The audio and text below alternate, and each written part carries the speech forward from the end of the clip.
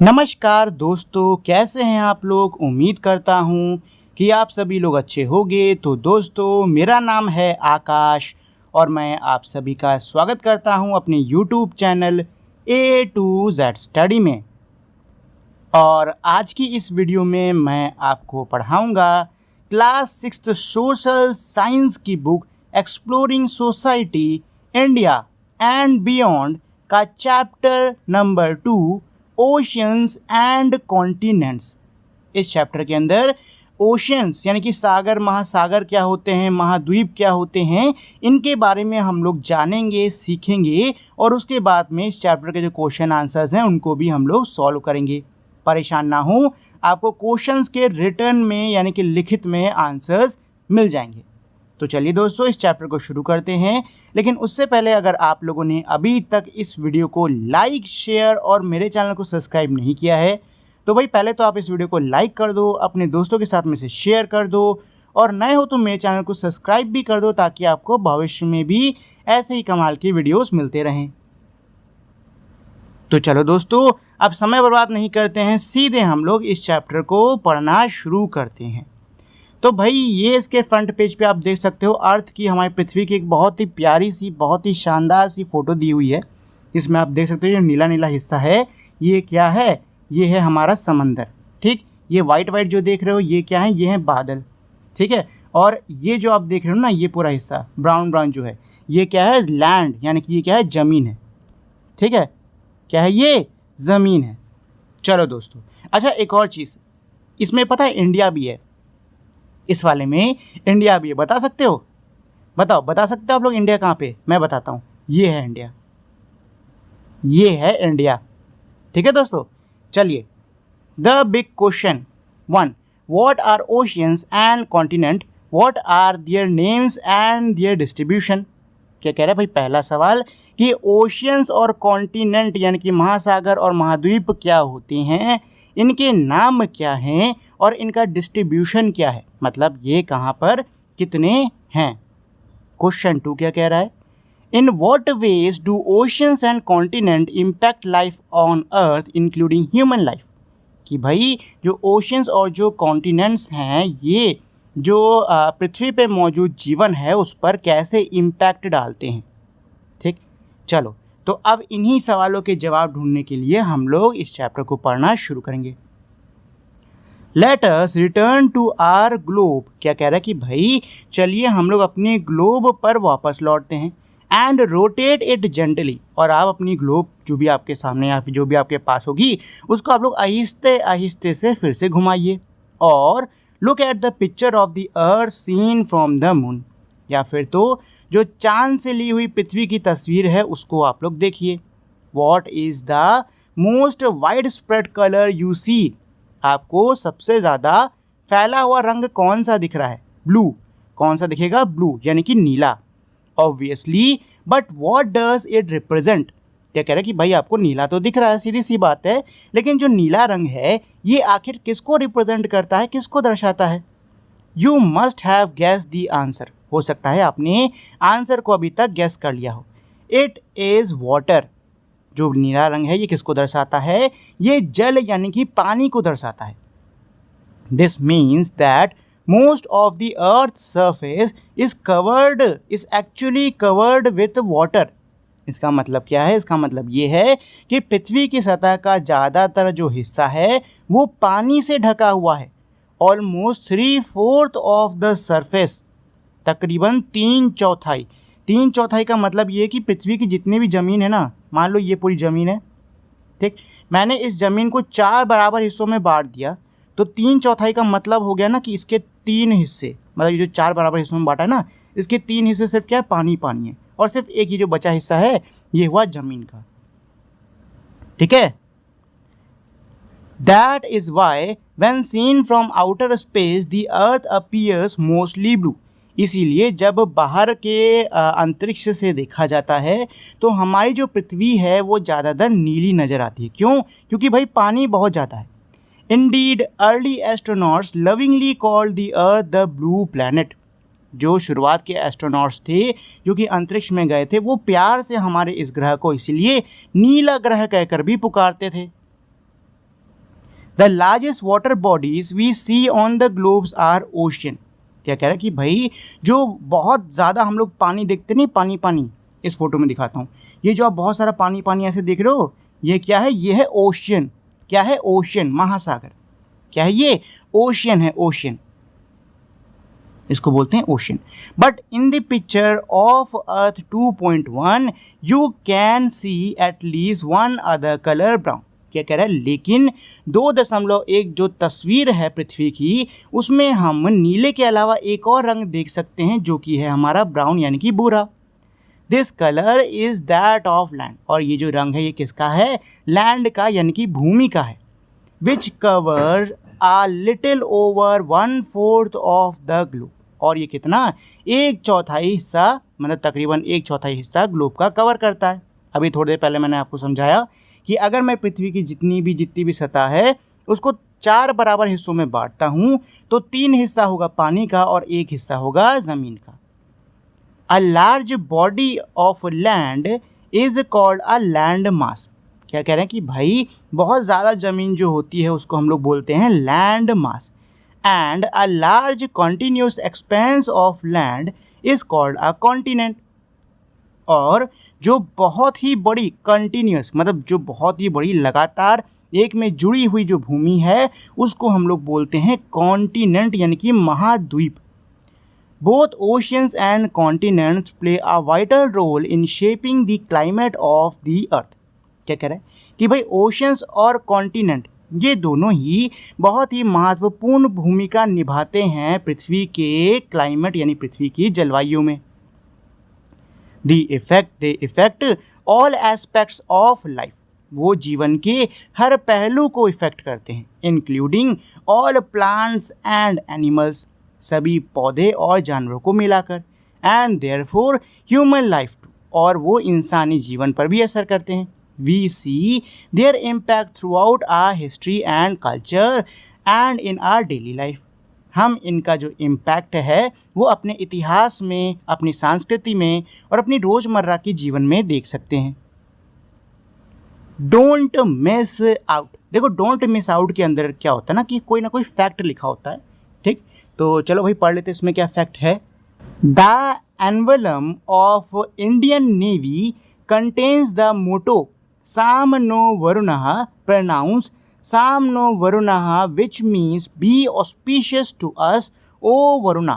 This is an invocation to Varuna, a Vedic deity associated with the oceans, the sky and water in general. क्या कहें कि ये जो आपको तस्वीर दिख रही है ये हमारे भारतीय नेवी यानी कि भारतीय जल सेना का क्या है? एनवलम है, ठीक है, उनका चिन्ह है। इस चिन्ह के नीचे एक मोटो लिखा हुआ है, वो क्या है? साम नो वरुणा। इसका क्या मतलब होता है? साम नो वरुणा का इंग्लिश में मतलब होता है बी ऑस्पिशियस टू अस ओ वरुणा, मतलब हम पे कृपा रखना या फिर हमारा ध्यान रखना वरुण देव। अब यहाँ पे वरुण कौन है?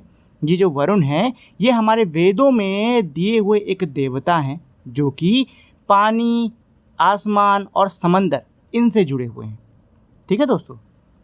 चलो, the distribution of water and land on the earth.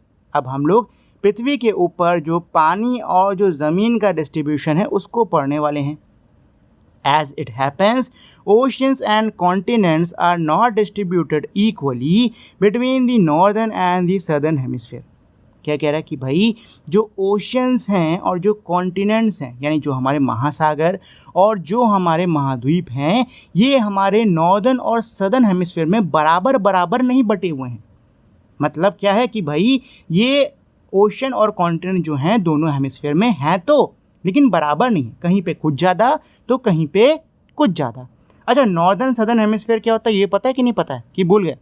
अभी पिछले ही चैप्टर में मैंने आपको बताया था कि भाई ये मेरी पृथ्वी है, इसके बीच से एक लाइन निकलती है, इसको बोलते हैं इक्वेटर। जो इक्वेटर होती है ये पृथ्वी को 2 बराबर हिस्सों में बांटती है, नॉर्दर्न हेमिस्फीयर और सदर्न हेमिस्फीयर, ठीक? उसी हेमिस्फीयर्स की बात हो रही है यहाँ पर। चलो, let us examine the 2 maps in figure 2.2. Here too the blue area consists of oceans along with their smaller extensions which have various names, sea, bay, gulf, etc. क्या कह रहा है कि भाई हम चलिए 2.2 फिगर में मेरे जो दो मैप दिए हैं उनको हम लोग क्या करते हैं, एग्जामिन करते हैं। यहाँ पर जो नीला एरिया है वो क्या है, वो है समंदर का, महासागर का, ठीक है, ओशन का, महासागर का, ठीक, समंदर नहीं, महासागर का, ठीक है। और इसके साथ में इसके छोटे छोटे भाग भी दिए हैं, जैसे कि हमारा सी हो गया, बे हो गया, गल्फ हो गया, ठीक है दोस्तों। चलिए लेट्स एक्सप्लोर। तो यहाँ पे कुछ क्वेश्चंस हैं, इनको कर लेते हैं। क्वेश्चन पहला क्या कह रहा है, what are the circular lines in each map called and do you know what the lines radiating out of the two poles are called. Hint, you study them in the previous chapter but here they are represented differently. क्या कह रहा है कि भाई इस map के अंदर ये सर्कुलर लाइंस कौन सी हैं, ये वाली, और ये जो लाइन पोल से जो जा रही है ये कौन सी है। तो भाई अभी पिछले ही हम लोगों ने चैप्टर में पढ़ा था कि इनको हम लोग क्या बोलते हैं, लैटिट्यूड और लॉन्गिट्यूड। लैटिट्यूड ये लेटी हुई लाइन है और लॉन्गिट्यूड ये लंबी लंबी लाइन है, ठीक है दोस्तों। तो ये क्या है, ये है लैटिट्यूड और लॉन्गिट्यूड। सेकंड क्वेश्चन क्या कह रहा है, विच हेमिस्फीयर होल्ड्स मोर वाटर। कौन से हेमिस्फीयर में ज़्यादा पानी है, तो ये है सदर्न हेमिस्फीयर, ठीक है। सदर्न हेमिस्फीयर में सबसे ज़्यादा पानी है as compare to northern hemisphere. What do you think could be the approximate proportion of water to land in the northern hemisphere and in southern hemisphere? Discuss in groups. ये भी बहुत आसान सा है। क्या कह रहा है कि भाई नॉर्दर्न हेमिस्फीयर और सदर्न हेमिस्फीयर में पानी और ज़मीन का क्या प्रपोर्शन हो सकता है, ठीक है। तो देखो नॉर्दर्न हेमिस्फीयर में कितना पानी है और सदर्न हेमिस्फीयर में कितना पानी है, एक तरीके से ये कह रहे हैं। तो नॉर्दर्न हेमिस्फीयर का पानी हमारा कितना हो जाएगा, 3:2, सॉरी पानी और ज़मीन का रेशियो क्या हो जाएगा, 3:2, मतलब 3 और 2, यानी कि टोटल 5 हिस्से कर दो नॉर्दर्न के, तो इसमें से 3 हिस्सा है पानी का और 2 हिस्सा है सिर्फ इसका ज़मीन का। सेम चीज़ सदर्न के लिए भी है कि भाई टोटल 5 हिस्से हैं, जिसमें 4 हिस्सा है पानी और 1 हिस्सा है सिर्फ ज़मीन। मतलब देखो ज़मीन कितनी कम है, 5 में के 4 हिस्से सिर्फ और सिर्फ क्या है, पानी है, और 1 हिस्सा है ज़मीन। समझे कि नहीं समझे। Are all the oceans connected with one another or are there separation between them. क्या कह रहा है कि क्या सारे समंदर आपस में कनेक्टेड यानी आपस में जुड़े हुए हैं या उनके बीच में कोई सेपरेशन है। तो जवाब है कि भाई सारे ओशंस आपस में कनेक्टेड हैं, सारे के सारे ओशंस क्या हैं, आपस में कनेक्टेड हैं। तो अब यहाँ से एक और सवाल पैदा होता है कि अगर सारे ओशंस आपस में कनेक्टेड हैं तो हमने ओशंस को अलग अलग नाम क्यों दे रखा है। तो इसका जवाब ये है कि हमने ओशंस को अलग अलग नाम इसलिए दिया है ताकि हमें उनको स्टडी करने में आसानी हो, ठीक है ना।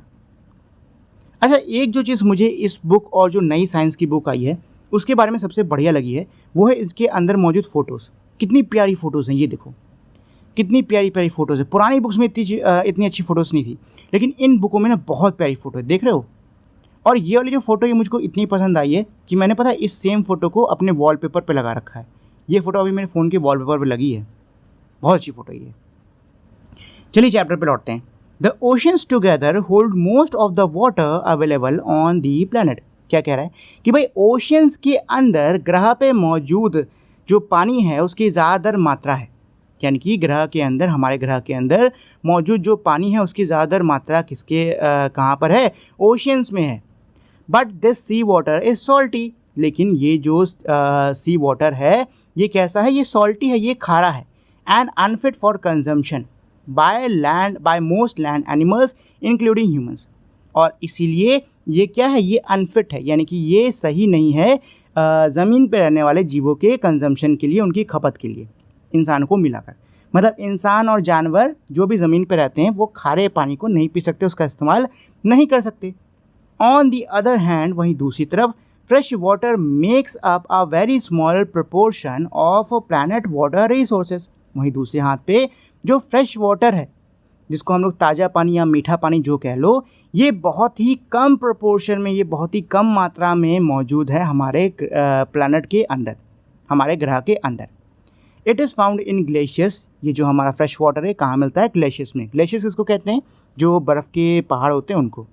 रिवर्स यानी कि नदियाँ, लेक्स यानी कि तालाब, इन दी एटमॉस्फेयर, हमारे वातावरण में भी थोड़ा बहुत पानी मौजूद होता है। एंड ऑल्सो अंडरग्राउंड, और ज़मीन के अंदर भी ये हमारा मीठा पानी मौजूद होता है। The last is called ground water. Underground water को हम लोग ग्राउंड वाटर भी बोलते हैं, ठीक है दोस्तों। चलिए think about it first, if there is such abundance of water on the planet, why is there so much talk of water scarcity और अ वाटर क्राइसिस। क्या कह रहा है कि भाई अगर हमारे ग्रह के अंदर इतनी ज़्यादा प्रचुर मात्रा में पानी मौजूद है तो हम लोग पानी की कमी की या फिर पानी की समस्या की बात क्यों करते हैं? इसलिए करते हैं क्योंकि पानी तो बहुत मौजूद है, लेकिन ज़्यादातर पानी कैसा है? खारा है, नमकीन है, ठीक है, उसको हम इस्तेमाल नहीं कर सकते। और साथ में जो फ्रेश वाटर है भी, उसमें से कई सारे पानी को, काफ़ी सारे पानी को तो हम लोग गंदा कर देते हैं, पॉल्यूट कर देते हैं। तो क्या उसका यूज़ कर सकते हैं? उसका भी यूज़ नहीं कर सकते। तो इस वजह से क्या होती है, हमारे यहाँ पानी की कमी हो जाती है। तो इसका आंसर क्या है? इसका आंसर ये है, despite the abundance of water on earth, most of it is salt water not suitable for drinking और agriculture, only a small percentage is fresh water and much of that is trapped in glaciers or deep underground। क्या कह रहा है कि भाई प्रचुर मात्रा में पानी होने के बावजूद ज़्यादातर जो पानी है वो क्या है? सॉल्ट वाटर यानी खारा पानी है, जो कि पीने के लिए और खेती बाड़ी करने के लिए सही नहीं है। मात्र कुछ ही परसेंटेज, मतलब मात्र बहुत ही कम ताज़ा पानी है जो कि मौजूद है, और इसमें भी ज़्यादातर पानी ग्लेशियर्स में यानी कि बर्फ़ के पहाड़ और ज़मीन के अंदर मौजूद है। Factors such as pollution, overuse, climate change and unequal distribution exacerbate water scarcity, leading to water crisis in many regions। क्या कह रहा है कि भाई और भी कई सारे कारण, जैसे कि प्रदूषण, ठीक है, पानी का अत्यधिक इस्तेमाल, मौसम जलवायु में आया परिवर्तन, और पानी का गलत तरीके से डिस्ट्रीब्यूशन क्या करता है कि पानी की जो कमी है इसको और भी ज़्यादा बढ़ा देता है, एक्सरबेट यानी कि और भी ज़्यादा बढ़ा देता है, जिससे कि कई क्षेत्रों में क्या होती है? वाटर क्राइसिस हो जाती है, यानी कि पानी की कमी हो जाती है, पानी की समस्या हो जाती है। ठीक है दोस्तों। सेकंड वाला क्या कह रहा है?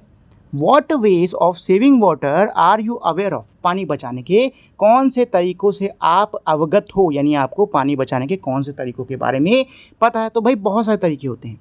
Which one have you seen practised at home, at your school and in your neighbour town और सिटी? ये कह रहे कि भाई आपने इनमें से कौन से पानी बचाने के तरीके को अपने स्कूल, अपने गांव, शहर या अपने कस्बे में इस्तेमाल होते देखा है? तो देखो दोस्तों, पानी बचाने के ना बहुत सारे तरीके होते हैं, ठीक है। अगर आप अपने घर का नल भी बंद कर रहे हो सही से इस्तेमाल के बाद में, तो वो भी एक तरीके से पानी बचाना ही हुआ, ठीक। अब कैसे पानी बचाना हो? देखो कई लोगों में क्या होता है ना कि कई लोगों की एक सोच होती है कि मेरे अकेले के बचाने से या मेरे अकेले के कुछ करने से क्या होगा। तो मैं आपको बताना चाहूँगा दोस्तों, एक कहावत है, बूंद बूंद से समंदर भरता है। मतलब अगर आप अकेले थोड़ा बहुत भी पानी बचाते हो तो वो भी बहुत है, ठीक। क्योंकि सब लोग अकेले थोड़ा थोड़ा पानी बचाओगे तो कुल हो जाएगा कि नहीं हो जाएगा? मान लो सब लोग अपने घर से एक जग पानी बचा रहे हो, 100 घर हैं आपके एरिया में, तो सोचो कितनी बाल्टियाँ पानी बच जाएगा, और उस पानी का इस्तेमाल आप और कहीं पे भी कर सकते हो, है कि नहीं? तो पानी बचाने के बहुत सारे तरीके होते हैं, हमें हमेशा प्रयास करना चाहिए पानी बचाने का। इससे मतलब नहीं कि भाई आप जिस तरीके का इस्तेमाल करें वो कितना छोटा है कितना बड़ा है, अपनी तरफ से हमेशा प्रयास करो कि जितना हो सकता है उतना पानी बचाओ, ठीक है दोस्तों। चलिए, ओशियंस, अब हम लोग ओशियंस के बारे में पढ़ने वाले हैं। On the world map in figure 2.3 on page 32, page 32 figure 2.3 में क्या दिया है? वर्ल्ड मैप दिया हुआ है। वी कैन ऑब्जर्व 5 ओशन, हमें 5 ओशन यानी 5 महासागर दिख रहे हैं। कौन कौन से? The Pacific ocean, the Atlantic ocean, the Indian ocean, the Arctic ocean and the Southern ocean, जिसको कि हम लोग एंटार्कटिक ओशन भी कहते हैं, ठीक है। देखो एक चीज़ मैं आपको कहूँगा, इसको ना लास्ट वाले को सदर्न ओशन के नाम से मत पढ़ना, एंटार्कटिक के नाम से पढ़ना, क्योंकि ज़्यादातर बुक्स में ज़्यादा जगह पे इसी वर्ड का यूज़ होता है। सदर्न ओशन का बहुत ही कम यूज़ होता है। इससे पहले जो एनसीईआरटी की पुरानी बुक्स थी ना, उसमें सदर्न ओशन का समझ लो एक तरीके से जिक्र ही नहीं होता था, ठीक, एंटार्कटिक का ही होता था। तो आप लोग भी एंटार्कटिक का ही करो। चलो, तो यहाँ पे क्या दिए हुए हैं? हमारे 5 ओशंस के नाम दिए हुए हैं, जो कि क्या है? Pacific ocean, Atlantic ocean, Indian ocean, Arctic ocean और एंटार्कटिक ओशन, जिसको सदर्न ओशन भी कहते हैं। Although we have listed 5 oceans, it is clear from the map that they are not really separate। क्या कह रहा है कि भाई वैसे तो हमने 5 ओशंस के नाम लिखे हैं, लेकिन नक्शे में एक चीज़ तो क्लियर है कि ये सेपरेट यानी ये अलग नहीं है। भाई देखो यहाँ कहीं आपको ऐसा बॉर्डर दिख रहा है बना हुआ कि ये इतना ओशियन है, ये वाला ओशियन इतना है, ये वाला ओशियन इतना है? दिख रहा है? नहीं दिख रहा है ना, क्योंकि कोई बॉर्डर एग्जिस्ट ही नहीं करता है। सारा जो ओशन है ना वो एक ही है, सब आपस में मिला हुआ है। The line that divide them on the map are no more than convention. क्या कह रहा है कि भाई जो लाइन इनको नक्शे पे डिवाइड करती है वो क्या है, सिर्फ कन्वेंशन है, मतलब वो ऐसी सुविधा के लिए हम लोगों ने खींची है। The natural world does not follow such boundaries. जो हमारी नेचुरल वर्ल्ड है यानी जो हमारा प्राकृतिक दुनिया है वो ऐसी बाउंड्रीज यानी ऐसी सीमाओं को फॉलो नहीं करता। Sea water for example constantly flow across different ocean sustaining a rich diversity of marine life. जो सी वाटर है यानी जो समंदर का पानी है वो लगातार अलग अलग ओशन यानी अलग अलग महासागरों में बहता रहता है। ठीक, जो हमारी मरीन लाइफ यानी कि जो हमारे जलीय जीवन है, पानी के अंदर समंदर के अंदर मौजूद जो जीवन होता है उसको हम लोग मरीन लाइफ कहते हैं। तो जो मरीन लाइफ है उसकी जो डाइवर्सिटी है उसको बनाए हुए है। Many plants and animal species can be found across multiple ocean. क्या कह रहा है कि भाई कई सारे पेड़ पौधे, कई सारे पौधे और कई सारे जानवरों की स्पीशीज़ हमको हमारे जो इतने सारे ओशंस हैं उसमें मिल जाएगी। The marine flora include tiny plant call algae and all kind of seaweeds. क्या कह रहे हैं, जो मरीन फ्लोरा, फ्लोरा किसको बोलते हैं, किसी एक क्षेत्र में पाए जाने वाले पेड़ पौधे, और मरीन शब्द इस्तेमाल किया जाता है समंदर के अंदर या पानी के अंदर पाए जाने वाले जीवों के लिए। ठीक है, मतलब जीवन के लिए। तो ये कह रहा है कि जो मरीन फ्लोरा है यानी कि जो हमारे पानी के अंदर पाए जाने वाले पेड़ पौधे हैं इनमें क्या होता है भाई, इनके अंदर एल्गी होती है और सीवीड यानी बहुत सारे प्रकार की समुद्री घास होती है। द मरीन फौना, फौना कहते हैं किसी क्षेत्र में रहने वाले जानवरों को। मरीन मतलब वही पानी के अंदर, यानी कि पानी के अंदर रहने वाले जानवर consist of thousands of species of colourful fishes, dolphins, whale and countless mysterious deep sea creatures. क्या कह रहा है कि भाई जो मरीन फौना है यानी कि पानी में रहने वाले जो हमारे जीव हैं इनमें क्या है, कई हजार रंग बिरंगी मछलियों की जाति है, कई सारी डॉल्फिन्स हैं, व्हेल्स हैं और कई सारे यानी कि अनगिनत रहस्यमय गहरे समंदर में रहने वाले जीव हैं। देखो अभी तक पता है हम लोगों ने अपने हमारा जो ये है सागर, इसको ठीक से खंगाला नहीं है, हमको नहीं पता कि गहराई में कौन से जीव रहते हैं। ठीक, सोचो अभी तक हम लोग अपने खुद के जो ग्रह है इसको नहीं छान पाए थे सही से। Each part of ocean from the sunlit surface to the dark depth has it own diverse life form. क्या कह रहा है कि भाई ओशन के हर एक हिस्सा, फिर वो चाहे हमारा सूरज की रोशनी पड़ने वाली सतह हो या फिर गहरी अंधेरी क्या हो, गहराई हो, सभी में क्या है, सभी के अपने खुद के लाइफ फॉर्म हैं। ठीक, मतलब आपको समंदर की हर लेवल पे, हर लेयर पे खुद का एक डाइवर्स लाइफ फॉर्म, मतलब हर एक प्रकार के जीव, अलग अलग प्रकार के जीव देखने को मिलेंगे। Let's explore, locate the 5 ocean and in the table below mark hemisphere और हेमिस्फीयर दे बिलोंग्स टू। बहुत आसान है, कह रहा है भाई आपको बताना है कि ये जो सागर है ये मेरे कौन से हेमिस्फीयर में बिलोंग करते हैं। ठीक है, तो ये मेरी इमेज दी हुई है, नीचे वाला है सदर्न हेमिस्फीयर, ये है नॉर्दर्न हेमिस्फीयर। पहला है Pacific ocean, Pacific northern southern दोनों में है, राइट, तो दोनों पे टिकाएगा। क्या है अटलांटिक, तो भाई अटलांटिक ये रहा, ये भी ऊपर नीचे दोनों में है तो इसमें भी दोनों में टिकाएगा। फिर है इंडियन, इंडियन है इंडिया के नीचे, तो ये देखो ये कुछ हिस्सा इधर भी है और काफ़ी हिस्सा इधर भी है, तो ये भी दोनों में, क्योंकि दोनों ही हमारे हेमिस्फीयर में ये मौजूद है तो इसमें भी दोनों आ जाएगा। सदर्न ओशन किधर है भाई, सदर्न ओशन नीचे देखोगे यहाँ एकदम नीचे है। ठीक है, तो ये किस में है, सदर्न हेमिस्फीयर में ही है सिर्फ, तो ये सिर्फ सदर्न में इसमें टिक लगाओ और नॉर्दर्न में रहने दो। और हमारा जो आर्कटिक है वो एकदम ऊपर रहता है, नॉर्दर्न हेमिस्फीयर में ख़त्म कहानी। ठीक है, ये रहा आर्कटिक ओशन एकदम ऊपर, ये आपका हो गया। ठीक है, चलो, it is visible on the map that Pacific ocean is the largest of all. क्या कह रहे हैं भाई, नक्शे पे ये चीज़ हमारी विजिबल है, ये चीज़ हमको दिख रही है कि जो पैसिफिक ओशन है वो सबसे बड़ा ओशन है, फॉलोड बाय अटलांटिक ओशन। इसके बाद में क्या है, अटलांटिक ओशन, मतलब सबसे बड़ा क्या है पैसिफिक, फिर है Atlantic. The Indian ocean is the third largest, जो इंडियन ओशन है यानी कि जो भारतीय महासागर है ये तीसरा सबसे बड़ा है। While the Southern ocean is the fourth, जबकि जो सदर्न ओशन है जिसको हम लोग आर्कटिक ओशन भी कहते हैं ये हमारा कैसे है, नंबर 4 पे आता है। The smallest one is the Arctic, और आर्कटिक ओशन सबसे ज़्यादा छोटा, सबसे बड़ा पैसिफिक, फिर अटलांटिक, फिर इंडियन, फिर हमारा वो क्या बोलते हैं सदर्न, और फिर आर्कटिक। ठीक, डोंट मिस आउट, क्या कह रहा है, as the map of the ocean makes clear the main limit of the Indian oceans are Asia to the north, Africa to the west and Australia to the east, apart from southern ocean in the south. क्या बोल रहा है कि भाई जैसे कि map में, नक्शे में हम क्लियरली देख सकते हैं, जो इंडियन ओशन की लिमिट है वो कहाँ पे, वो हमारा नॉर्थ तक, एशिया तक है। मतलब जो इंडियन ओशन है कहाँ तक फैला उसकी बात कर रहे हैं। तो ये नॉर्थ डायरेक्शन में एशिया तक फैला है, ठीक, वेस्ट डायरेक्शन में अफ्रीका तक फैला है, और ईस्ट डायरेक्शन में ऑस्ट्रेलिया तक फैला है। ठीक है, और साउथ डायरेक्शन में कुछ हद तक ये जो सदर्न ओशन है उस तक भी फैला हुआ है। रुको मैं इमेज में दिखा देता हूँ आपको। ये है इंडियन ओशियन, ठीक, ये नॉर्थ में कहाँ, एशिया में है, इधर देखो ऑस्ट्रेलिया, इधर देखो अफ्रीका, और इधर देखो सदर्न। समझ गए, इसी पॉइंट को कह रहे हैं ये लोग, और कुछ नहीं।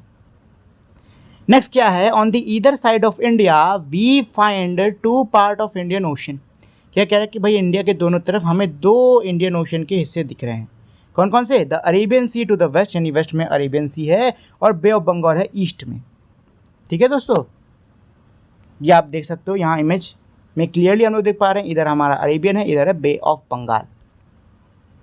चलो, ओशंस एंड डिजास्टर्स, अब हम लोग महासागर और जो डिजास्टर यानी कि इनसे आई हुई जो आपदाएं हैं उनको पढ़ने वाले हैं। Returning to the picture of the earth at the start of this chapter, यानी कि इस चैप्टर के शुरुआत में जो तस्वीर दी है उस पर लौटते हैं। You may have noticed white shapes across the globe, आपने ग्लोब के हर तरफ वाइट यानी सफ़ेद रंग के कुछ शेप, कुछ आकार देखे होंगे। Did you guess what they are, क्या आपने अंदाज़ा लगाया कि ये क्या हैं। They are large masses of cloud, ये क्या हैं, ये बहुत बड़े बड़े क्या हैं, बादल हैं। Such clouds bring rain to the continents, ये जो बादल हैं ये क्या लाते हैं, ये महाद्वीपों में बारिश लाते हैं। फॉर इंस्टेंस, यानी उदाहरण के लिए, the monsoon rains we in India expect every summer originate in the ocean, without such rain our agriculture and all life will suffer. क्या कह रहा है कि भाई जो मानसून में भारत में बारिश होती है ये कहाँ पे शुरू होती है, ये ओशंस में ही शुरू होती है गर्मी के टाइम पे। ठीक, और बिना इस बारिश के हमारी जो खेती बाड़ी और जो हमारा जीवन है ये अंत हो जाएगा, ख़त्म हो जाएगा। But oceans often also give rise to storms, क्या कह रहा है, लेकिन ओशंस में यानी कि महासागरों में अक्सर तूफान भी उठता है। Violent event with extreme rainfall or very strong winds such as cyclone which can cause widespread damage to coastal region of the world। क्या कह रहा है कि भाई बहुत सारे वायलेंट यानी कि बहुत ही सारे हमारे ख़तरनाक, बहुत ही सारे हमारे आक्रामक घटनाएं घटती हैं कहाँ पे, समंदर के बीच में। ठीक, जैसे कि बहुत तेज़ी से बारिश होती है या बहुत तेज़ी से हवा चलती है, साइक्लोन पैदा होता है जिससे कि कोस्टल जो एरिया है यानी जो तटीय क्षेत्र है उसमें बहुत ज़्यादा नुकसान होता है। A tsunami is another natural disaster that originates in the ocean। जो सुनामी है वो ऐसे ही एक हमारी क्या है, प्राकृतिक आपदा है जो कि हमारे महासागर में पैदा होती है।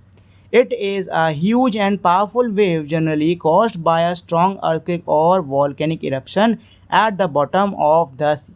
क्या कह रहा है कि भाई ये किसकी वजह से पैदा होती है, यानी कि जो सुनामी है ये क्या होती है, ये हमारी एक बहुत ही विशालकाय शक्तिशाली वेव होती है यानी कि लहर होती है जो कि हमारे ताकतवर भूकंप के कारण या फिर समंदर के महासागर के अंदर कोई वॉल्केनो यानी कि ज्वालामुखी फटने के कारण पैदा होती है। Tsunami can travel thousands of kilometers and submerge coastal areas causing widespread damage। जो सुनामी है ये कई हज़ार किलोमीटर तक सफ़र करती है और जो कोस्टल एरिया यानी जो तटीय इलाके हैं उनको ये डुबा देती है जिससे कि बहुत ज़्यादा क्या होता है, नुकसान होता है। डोंट मिस आउट, तो भाई फिर से हम लोग फैक्ट वाले पे आ गए। क्या कह रहा है, ऑन दिसंबर 26, 2004 यानी दिसंबर 26, 2004 को India and another 13 countries around the Indian ocean were struck by a powerful tsunami cause by an earthquake in Indonesia. क्या कह रहा है कि भाई 26 दिसंबर 2004 भारत और भारत के करीब के जो 13 देश हैं वो इंडियन ओशियन में एक बहुत बड़ी सुनामी आई थी, वो उनकी चपेट में आए थे। ठीक, और ये सुनामी किसकी वजह से आई थी? क्योंकि इंडोनेशिया नाम का एक देश है, वहाँ पर बहुत ताकतवर भूकंप आया था। More than 2 lakh people loss their life, 2 lakh से अधिक लोगों ने अपनी जानें खोई। इन इंडिया, भारत में, the Andaman and Nicobar island see figure 2.4 above and also the subsection island further below and the coast of Tamil Nadu and Kerala were severely affected and suffered much damage and loss of life। क्या कह रहा है कि भाई अंडमान और Nicobar island जो कि हमारे भारत से जुड़े हुए हैं, साथ ही में तमिलनाडु के और केरला के कुछ कोस्ट, कुछ तट, इन पे बहुत ही भारी नुकसान हुआ था, जान माल का, मतलब जानें भी गई थी और साथ में प्रॉपर्टी का भी बहुत ज़्यादा नुकसान हुआ। सेकंड पॉइंट क्या कह रहा है? Such tsunami are rare but very destructive. ऐसी जो सुनामीज़ होती हैं बहुत ही कम होती हैं, लेकिन बहुत ही ज़्यादा डिस्ट्रक्टिव यानी बहुत ज़्यादा विध्वंसक होती हैं ये। लकीली, किस्मत से, they can often be detected before they hit the coast. इनको कोस्ट से लड़ने से पहले ही डिटेक्ट किया जा सकता है, मतलब इनको तट से लड़ने से पहले ही खोजा जा सकता है।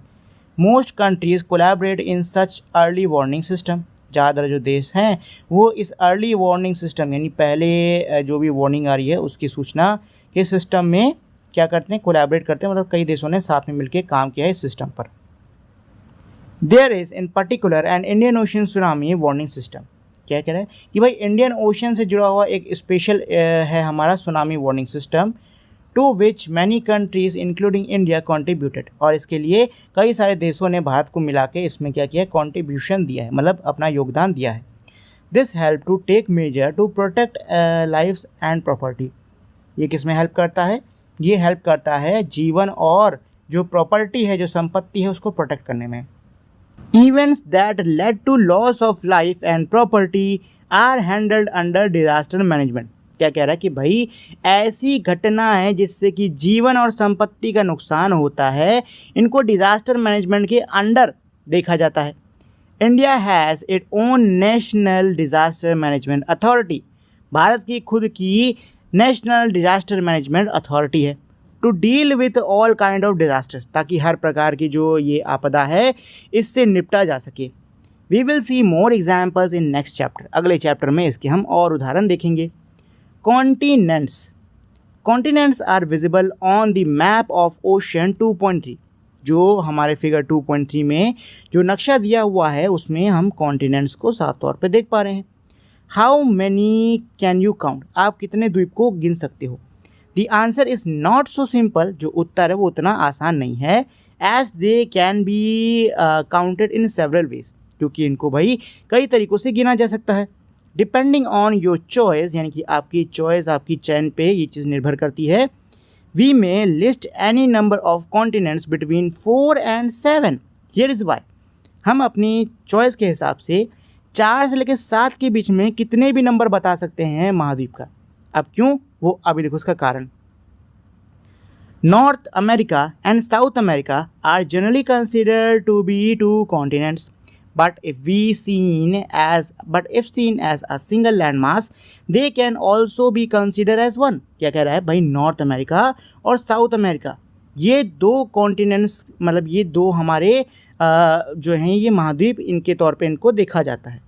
ठीक है, लेकिन अगर हम इसको एक ही land mass, single land mass के तौर पे देखें तो ये हमारा एक ही कॉन्टिनेंट माना जाएगा फिर, है कि नहीं?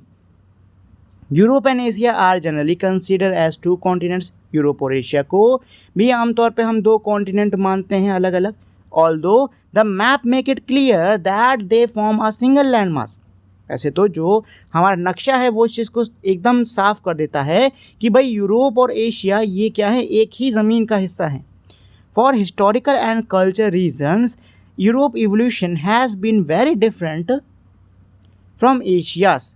क्या कह रहा है कि भाई हमारे ऐतिहासिक और सांस्कृतिक कारणों की वजह से यूरोप जो है उसका जो विकास है वो हमारे एशिया से बहुत ही ज़्यादा अलग हुआ है। Which is why they can be seen as 2 continents। और इसी वजह से इनको 2 कॉन्टिनेंट के तौर पे देखा जाता है। Geologist however often regard them as a single continent called Eurasia. लेकिन जो जियोलॉजिस्ट हैं वो अक्सर इन दोनों कॉन्टिनेंट्स को एक ही साथ देखते हैं और इन दोनों को साथ में मिला के यूरेशिया बोलते हैं। Africa and Eurasia are generally regarded as two continents. Africa और यूरेशिया जो हैं ये अक्सर दो अलग अलग कॉन्टिनेंट के तौर पे देखे जाते हैं, बट समटाइम एज वन, लेकिन आप कई बार इनको एक भी देख सकते हो। ठीक है दोस्तों, let us summarise the different count in the table. 4 continent अगर मैं कहता हूँ तो 4 कॉन्टिनेंट कब होंगे? जब अफ्रीका, यूरेशिया ये हमारे एक हो जाएंगे, और अमेरिका जिसमें नॉर्थ साउथ कुछ नहीं, सिर्फ अमेरिका, अंटार्कटिका और ऑस्ट्रेलिया ये हो जाएगा। 5 कब होगा? 5 तब होगा जब हम अफ्रीका और यूरेशिया को अलग अलग देखें। 6 कब होगा? 6 तब होगा जब हम अमेरिका को अलग अलग कर लें या फिर यूरेशिया को अलग अलग कर लें। और 7 कब होगा? जब हम हर देश को अलग अलग देखें। ठीक है, Africa, Antarctica, Asia, Europe, Australia, north America, south America, ऐसे। In practice, the last list of 7 continent is one most widely adopted and used। क्या कह रहा है कि भाई प्रैक्टिस में, यानी कि जब हम काम लेते हैं तो काम लेते समय जो हमारी 7 कॉन्टिनेंट वाली लिस्ट है इसका सबसे ज़्यादा इस्तेमाल किया जाता है। Don't miss out. अब भाई एक और फैक्ट है यहाँ पे, चलो इसको पढ़ लेते हैं। You may have seen the 5 Olympic rings. क्या कह रहे हैं कि आपने भाई ये 5 ओलंपिक की रिंग्स देखी होंगी। One of the symbol of Olympic games. ये क्या है? सिंबल है किसका? ओलंपिक गेम्स का। They symbolise the gathering of sportsman from all over the world. ये जो 5 रिंग हैं ये क्या दर्शाती हैं? दुनिया के हर कोने से आए हुए खिलाड़ियों को दर्शाती हैं। The ring were chosen to represent 5 inhabited continent, Africa, America, Asia, Australia and Europe. क्या कह रहा है कि भाई ये जो हमारे रिंग्स आपको दिख रहे हैं ये हमारे क्या 5 कॉन्टिनेंट्स को दर्शाती हैं। कौन कौन से continent? Africa, America, Asia, Australia और Europe. Now let us look at the diagram on page 36, यानी पेज नंबर 36 पे जो डायग्राम है ये वाला, इसको देखते हैं। Which is based on the list of 7 continents. और ये जो डायग्राम है ये 7 द्वीपों की सूची के ऊपर आधारित है।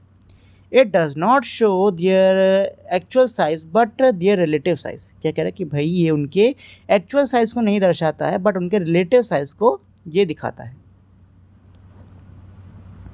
तो भाई ये आप देख सकते हो यहाँ पे कॉन्टिनेंट कैसे ब्लॉक्स में बने हुए हैं।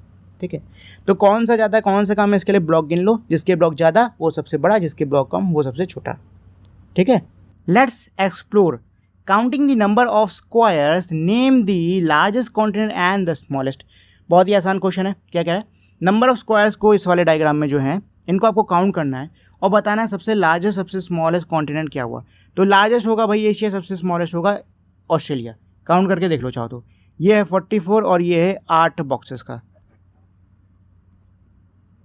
तो इसका आंसर क्या है? ये है। सेकंड वाला क्या कह रहा है? विच वन इज़ लार्जर, इनमें से कौन सा बड़ा है? North America, south America. आपको करना क्या है? आपको इमेज पे जाना है, दोनों के ही बॉक्सेस को काउंट करना, देखना है किसके ज़्यादा बॉक्स हैं। जिसके ज़्यादा बॉक्स हुए वही लार्जेस्ट हुआ।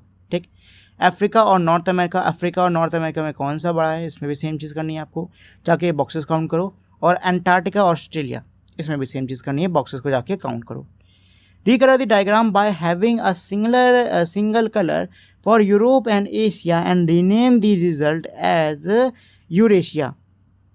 Compare its size with the South Americas. क्या कह रहा है कि भाई आप जाके वो जो फोटो नहीं है उसको दोबारा से कलर करो। ठीक, ऐसे करना कि यूरोप और एशिया साथ में मिलकर यूरेशिया बन जाए। उसके बाद अब आपको क्या करना है? कंपेयर करना है कि इसका जो साइज़ है वो साउथ अमेरिका के तुलना में कैसा है, कम है, ज़्यादा है, कैसा क्या है। ठीक है, write down the list of continent from the smallest to largest. क्या कह रहा है कि भाई अब आपको सभी कॉन्टिनेंट की लिस्ट बनानी होगी स्मॉलेस्ट से लार्जेस्ट, यानी सबसे पहले सबसे छोटा, फिर उससे बड़ा, फिर उससे बड़ा, ऐसे। तो ये रही उसकी लिस्ट। सबसे छोटा है ऑस्ट्रेलिया, फिर है यूरोप, फिर है अंटार्कटिका, फिर है साउथ अमेरिका, फिर है नॉर्थ अमेरिका, फिर है अफ्रीका और फिर है आखिरी में एशिया। ठीक है, चलिए नेक्स्ट है आइलैंड। अच्छा, लिखा इजलैंड है लेकिन इसको पढ़ा आइलैंड जाता है। ठीक, तो इजलैंड मत करने लग जाना, आइलैंड है ये। क्या है? Island. If you have carefully observe the 2 map earlier in chapter 2.2, 2.3 you may have notice that. क्या कह रहा है कि भाई अगर आपने जो शुरुआत के जो 2 मैप है मेरे 2.2 और 2.3 में, अगर आपने उनको ध्यान से नोटिस करा होता, the continent do not include all land mass. तो इससे भाई हमने इसमें क्या नोटिस करा? हमने इसमें ये चीज़ नोटिस करा कि जो कॉन्टिनेंट होते हैं ना, इसमें सारे लैंड मास यानी सारे ज़मीन के टुकड़े तो नहीं आते हैं। Some small piece of land are left out, कुछ बहुत ही छोटे छोटे क्या हैं हिस्से हैं ज़मीन के जो कि लेफ्ट आउट यानी कि जो कि बाहर हैं ऐसे ही। Surrounded by water on all side, और ये हर तरफ से पानी से घिरे हुए हैं। दे आर कॉल्ड आइलैंड, इनको हम लोग क्या बोलते हैं, इनको हम लोग आइलैंड बोलते हैं। तो आइलैंड क्या होता है, आइलैंड ऐसी ज़मीन को कहा जाता है जिसके चारों तरफ क्या हो, पानी हो, ठीक है। Continents are also surrounded by water but because they are so large they are not consider island. क्या कह रहा है, कॉन्टिनेंट जो हैं ये भी पानी से घिरे हुए हैं, लेकिन क्योंकि कॉन्टिनेंट इतने बड़े बड़े होते हैं तो इनको आइलैंड के तौर पे नहीं देखा जाता है। There are lots of islands on the planet of very different sizes. क्या कह रहे हैं कि भाई लाखों आइलैंड्स हमको मिल जाएंगे इस ग्रह पर, और हर एक का साइज़ क्या अलग अलग है, ठीक है, कोई छोटा मिलेगा कोई बड़ा मिलेगा, ठीक। चलिए, डोंट मिस आउट, फिर से है ये। India has more than 1300 small islands, those include 2 major island, Andaman and Nicobar island in the bay of Bengal and Lakshadweep island in the Arabian sea. Figure 2.4। देखो क्या कह रहा है कि इंडिया में, भारत में 1300 छोटे क्या हैं, द्वीप हैं। कितने हैं, 1300 छोटे द्वीप हैं, ठीक। इसमें हमारे 2 मेजर यानी 2 बड़े ग्रुप्स आते हैं, अंडमान और निकोबार आइलैंड, और साथ ही में बे ऑफ बंगाल। इनमें हमारे ज़्यादातर क्या ये जो आइलैंड है ये मौजूद हैं, ठीक। लक्षद्वीप जो है आइलैंड वो किस में पड़ता है, अरेबियन सी में पड़ता है, यानी कि लक्षद्वीप नाम से भी एक हमारा आइलैंड है, वो कहाँ पड़ता है, अरेबियन सी में पड़ता है। Since 1981, the ancient Antarctic program has been exploring Antarctica। क्या कह रहा है भाई, 1981 से जो भारत के अंटार्कटिका प्रोग्राम था वो किस लिए बनाया गया था, वो बनाया गया था ताकि अंटार्कटिका को और ज़्यादा ढूंढा जा सके। A continent with a very cold climate and harsh environment। ये कैसा, ये एक ऐसा कॉन्टिनेंट है, ये एक ऐसा महाद्वीप है जिसका क्लाइमेट बहुत ज़्यादा ठंडा रहता है और बहुत ज़्यादा ब्रूटल है, बहुत ज़्यादा बुरा रहता है। See the white expanse at the bottom of figure 2.1। Figure 2.1 के आखिरी में जो आपको वाइट एक्सपेंस दिख रहा है, यानी जो आपको सफ़ेद चीज़ दिख रही है, वो क्या है, वो है हमारी आइस। मोस्टली इज़ आइस, यानी वो ज़्यादातर क्या है, बर्फ़ है। In 1983 India establish its first scientific base station there. क्या कह रहा है भाई, 1983 में इंडिया ने वहाँ पर, कहाँ पे, अंटार्कटिक में अपना पहला साइंटिफिक बेस लगाया था, कॉल्ड दक्षिण गंगोत्री। उसका नाम क्या रखा गया था, उसका नाम रखा गया था दक्षिण Gangotri. 2 more bases were established later, बाद में 2 और बेस लगाए गए। About 40 team of Indian scientists have been conducted research in this faraway region। क्या कह रहा है कि भाई तकरीबन 40 टीम भारतीय वैज्ञानिकों की है जिन्होंने इतनी दूर की जगह पे विज्ञान अपना जो वो है एक्सपेरिमेंट उसको करा है, ठीक है। The settlement were the settlement where the scientists live has a library and even post office। वो सेटलमेंट यानी वो जगह जहाँ पे साइंटिस्ट रहते हैं वहाँ पे क्या है, वहाँ पे भाई लाइब्रेरी भी है यानी पुस्तकालय भी है और पोस्ट ऑफिस भी है। Ocean and life. Oceans and continents are vital part of the environment and affect most aspect of our life even if we do not notice it। क्या कह रहा है कि भाई जो ओशियंस हैं और जो कॉन्टिनेंट्स हैं ये हमारे इन्वायरमेंट के बहुत ही वाइटल यानी बहुत ही महत्वपूर्ण हिस्से हैं और ये जीवन के हर पहलू को क्या करते हैं, इफ़ेक्ट करते हैं। भले ही हम इस चीज़ को नोटिस ना करें लेकिन जो ओशन और जो कॉन्टिनेंट है इससे पर्यावरण पे बहुत ज़्यादा क्या है, इफेक्ट पड़ता है, मतलब इनका बहुत ज़्यादा पर्यावरण पे असर पड़ता है। We have mention that oceans and rain to continents. हमने अभी मेंशन करा कि भाई जो ओशंस होते हैं वो क्या करते हैं, वो कॉन्टिनेंट यानी कि ज़मीन पर बारिश भेजते हैं। This is part of earth water cycle. ये पृथ्वी की वाटर साइकिल का हिस्सा है। Which you will further study in science, जो कि आप विज्ञान में जिसके बारे में और सीखोगे। विदाउट ओशन, बिन समंदर मतलब बिन महासागरों के, for instance there would be no rainfall, मतलब बिना महासागरों के कोई भी बारिश नहीं होगी। The earth would be a desert, पृथ्वी क्या रेगिस्तान बन जाएगा। Moreover more than half of the world's oxygen is produced by the oceans flora. क्या कह रहा है भाई, इसके अलावा दुनिया की आधी से ज़्यादा जो ऑक्सीजन है वो समंदर के जो पेड़ पौधे हैं, वनस्पतियां हैं, उनके द्वारा पैदा की जाती है। Which is why they are called the planet's lungs. इन्हीं लिए मतलब इसी कारण से इनको हम लोग प्लैनेट यानी ग्रह के लंग यानी ग्रह के फेफड़े कहते हैं। The ocean therefore play a crucial role in regulating the climate and sustaining life on earth। जो ओशंस हैं इसीलिए ये एक बहुत ही महत्वपूर्ण भूमिका निभाते हैं हमारी पृथ्वी की जलवायु और जीवन को चलाते रहने के लिए। Oceans have deeply impacted humanity in many other way. जो ओशंस हैं इन्होंने इंसानियत पर और भी कई सारे तरीक़ों से बहुत ही गहरी छाप छोड़ी है, मतलब बहुत ही गहरी तरीके से इफेक्ट किया है। फ्रॉम अर्लियर टाइम्स यानी शुरुआती समय से people have use oceans and seas to migrate to other regions. लोगों ने महासागर और सागरों का इस्तेमाल किया है एक जगह से दूसरी जगह आने जाने के लिए। To trade all kind of goods, व्यापार करने के लिए।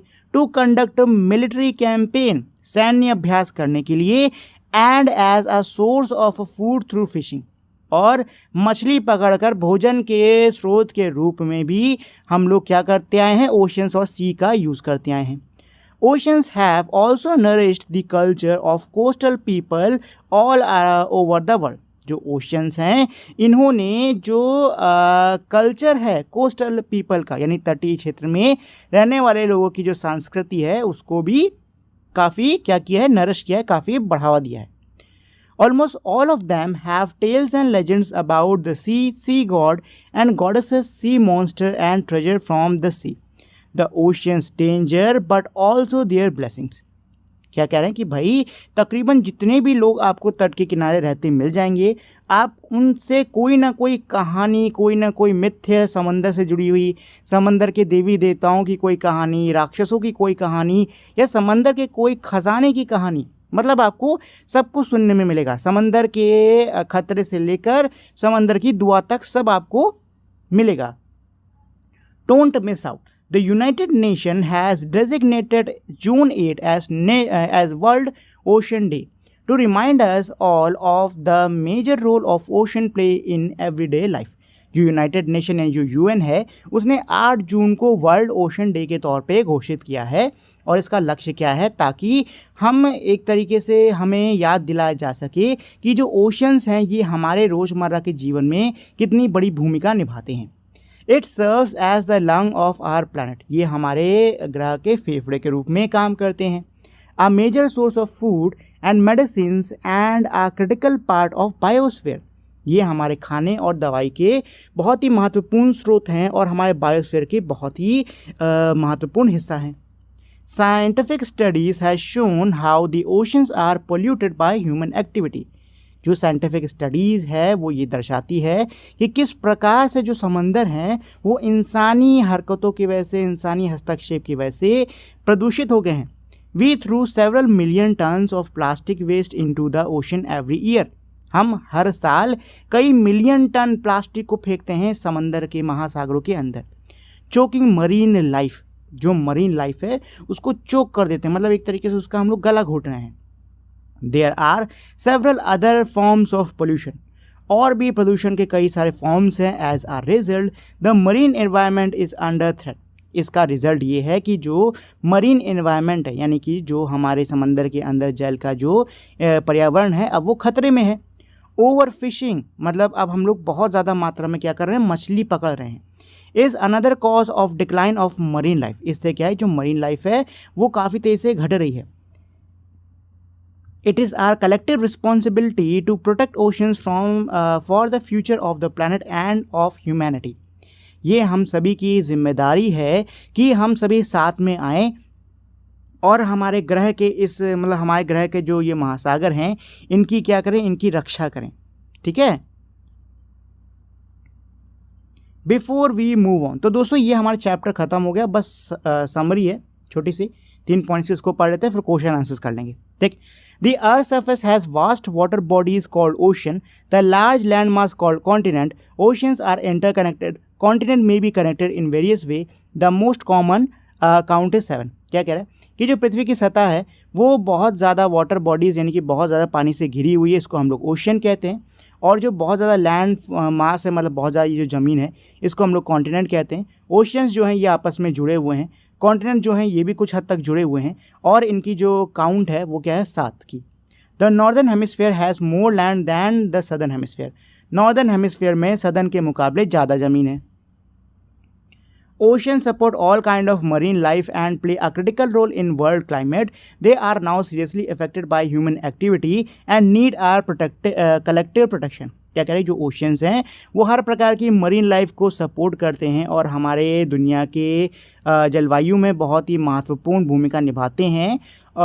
लेकिन अभी इस समय इंसानी हस्तक्षेप के कारण इनमें क्या हो रहा है, इन पे बहुत बुरा असर पड़ रहा है और इनको प्रोटेक्शन की, मतलब इनको सुरक्षा की ज़रूरत है, हमारी सुरक्षा की ज़रूरत है। चलिए दोस्तों, तो अब हम लोग आते हैं क्वेश्चन आंसर्स पे। पहला क्या कह रहा है, एक्सप्लेन दी फॉलोइंग टर्म्स। आपको इन टर्म्स को समझाना होगा। जैसे पहला है कॉन्टिनेंट, तो भाई कॉन्टिनेंट का क्या हो जाएगा, कॉन्टिनेंट को चलो भाई पढ़ा जाए पहले। तो कॉन्टिनेंट क्या होते हैं, a large continuous expense of land is called continent, यानी कि हमारी एक बहुत बड़ी लंबी सी जो ज़मीन है उसको क्या बोलते हैं, कॉन्टिनेंट बोलते हैं, ख़त्म कहानी। ओशियंस क्या होते हैं, an ocean is a vast body of saline water that covers a large portion of earth surface. जो ओशन है ये हमारे पानी की बहुत बड़ी क्या है, बॉडी है, खारे पानी की बहुत बड़ी बॉडी है, और ये पृथ्वी की जो सतह है उसके बहुत बड़े हिस्से को कवर करती है। लास्ट हमारा आइलैंड क्या है, small pieces of land that are surrounded by water on all sides. ये ज़मीन के छोटे छोटे टुकड़े हैं जो कि हर तरफ से पानी से घिरे हुए हैं। ठीक, ये हो गया क्वेश्चन 1। अब आते हैं क्वेश्चन 2 पर। क्या कह रहा है, let us draw without looking at the map in this chapter, draw the continent freehand on a sheet of paper and color them. Then compare your drawing with the map of the ocean and continent in the chapter. बहुत ही आसान question है। क्या कह रहे हैं भाई, बिन देखे आपको इस चैप्टर के अंदर जो नक्शा दिया हुआ है उसको हाथ से ड्रॉ करने की कोशिश करनी होगी। ड्रॉ करिए, उसके बाद में कंपेयर करिए अपने नक्शे को और जो नक्शा इस चैप्टर में दिया है उसको, बस। तो उसमें नक्शा बनाना ये आप खुद से कर सकते हो। थर्ड क्वेश्चन क्या कह रहा है, तीसरा वाला क्वेश्चन ये कह रहा है, let us do on the outline of the world given, on the outline map of the world given below, label all the continent and oceans. क्या कह रहा है, नीचे मेरे वर्ल्ड के मैप का एक आउटलाइन दिया है, आपको यहाँ पे सभी ओशियंस और सभी कॉन्टिनेंट्स के नाम देने होंगे। तो बहुत आसान है, चलो भाई वर्ल्ड लेते हैं। तो इधर मेरा पैसिफिक होएगा, इधर भी पैसिफिक है, ठीक है। यहाँ पे होगा मेरा अटलांटिक जिसको सदर्न भी बोलते हैं, यहाँ होगा आर्कटिक आपका ऊपर वाला जो जमा रहता है, यहाँ पे रुक जाओ एंटार्कटिक, अटलांटिक मैंने शायद बोल दिया ना, ये एंटार्कटिक है, अटलांटिक यहाँ होता है। ठीक, थोड़ी कन्फ्यूजन हो जाती है इसमें। यहाँ पे आप सदर्न लिख लो, ठीक, एंटार्कटिक या सदर्न लिख लो, और इंडियन ओशन होता है इंडिया के नीचे यहाँ पर, ख़त्म कहानी। तो ये तो मेरे ओशंस हो गए। अब चलो कॉन्टिनेंट कर लेते हैं। तो ये हो गया ऑस्ट्रेलिया, ये हो गया मेरा एशिया, यहाँ पे आपका होगा यूरोप, ये है आपका अफ्रीका, ये है अंटार्कटिक, ये है नॉर्थ अमेरिका और ये है साउथ अमेरिका। 1 2 3 4 5 6 7 हो गए, ठीक है। बहुत ईजी है, अगर इसमें करने में कोई कन्फ्यूज़न हो तो परेशान मत होना, सीधे इस वाली पेज पे आना, इस वाली इमेज पे आना। कहाँ गया, ये वाले पे, ठीक है। और यहाँ से बढ़िया से सीख लो, उसके बाद इसके हिसाब से बढ़ देना, ठीक है। चलो, तो ये हो गया भाई हमारा पूरा चैप्टर। उम्मीद करता हूँ आपको इस चैप्टर को पढ़ने में मज़ा आई होगी, साथ ही में अच्छे समझ में आ गया होगा। तो दोस्तों, जाने से पहले मेरी आप लोगों से छोटी सी रिक्वेस्ट है कि अगर आप लोगों ने अभी तक इस वीडियो को लाइक, शेयर और चैनल को सब्सक्राइब नहीं किया है तो आप लोग फटाफट इस वीडियो को लाइक, शेयर और चैनल को सब्सक्राइब कर दीजिए। अब हम लोग मिलते हैं हमारी अगली वीडियो में, तब तक के लिए नमस्कार।